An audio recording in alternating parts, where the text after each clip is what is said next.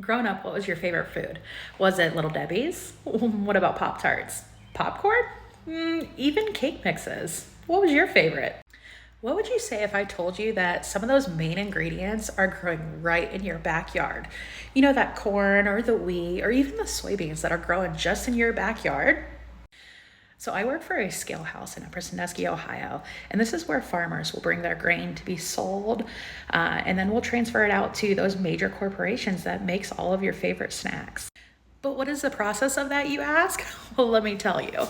So the farmers will pull onto my scale right here. We will use this machine. It is called a probe machine. So we will take these Joy-Cons and we will probe the truck 3 to 4 times in different areas to sample the grain.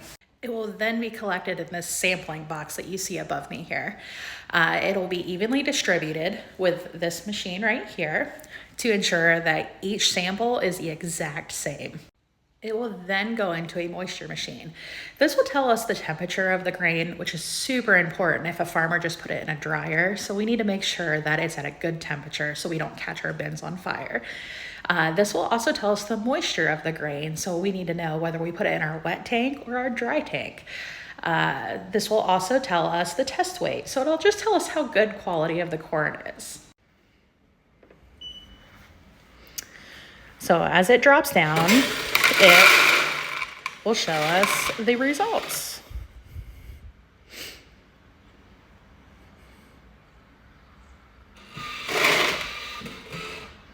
So as you can see, this has a 55.2 pound per bushel. It's a 73.7 degrees and it's a 12.8 moisture. So this would be considered dry corn. So after that, you're going to take your other sample box and you are going to dump it into this scale right here and you're going to measure it in grams. Don't forget to hit the memory sign so you know the right percentage to charge the farmer. When you're grading your corn, you need to make sure that you have the right pan. So as you can see, this is a corn pan. The slots are kind of bigger. So this is a 64 pan. If you're doing soybeans, it'll look a lot smaller if you can tell the difference. So this would actually be an 8. So there's a big difference, but in this scenario, we're gonna use the corn. So you're gonna take your bucket here, you're gonna dump it inside of your pan. You're gonna shake it a good 20 times to make sure all that foreign material drops to the bottom. As you can see, it gets messy.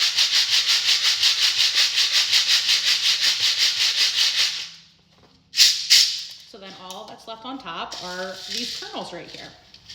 Underneath will be all of the ground up corn, the small chunks of corn, this red stuff. This is what we call red dog.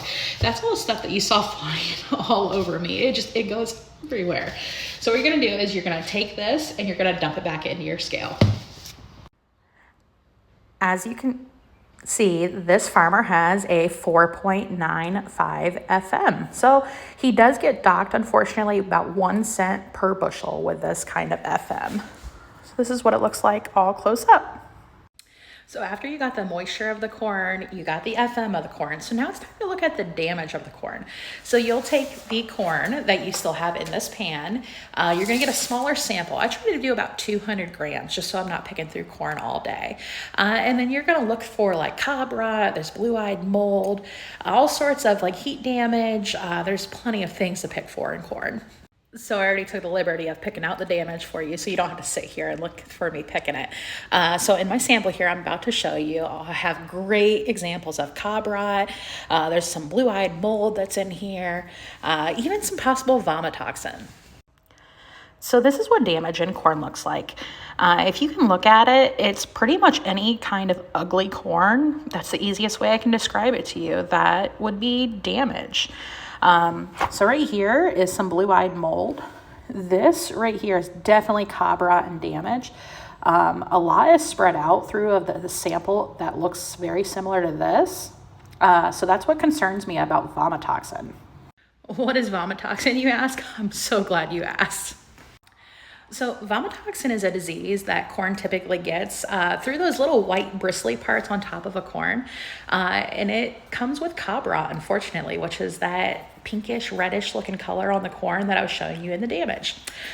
And typically Humans can have quite a bit of this before it'll affect them. It'll give them upset tummies and all those other issues that go with that stuff.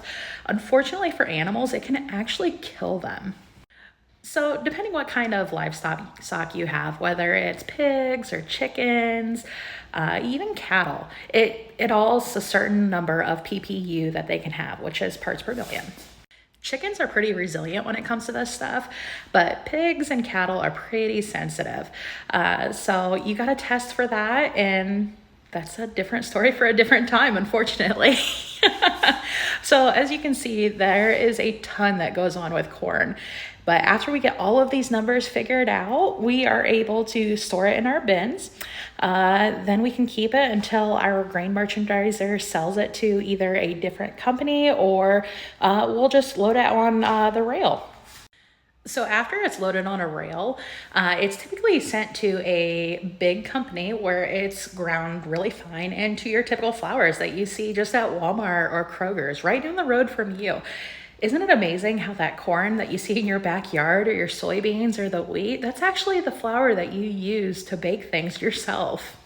So in retrospect, next time you see a combine with a farmer, make sure you smile at him, because ultimately he's putting food on your dinner table for you and your family.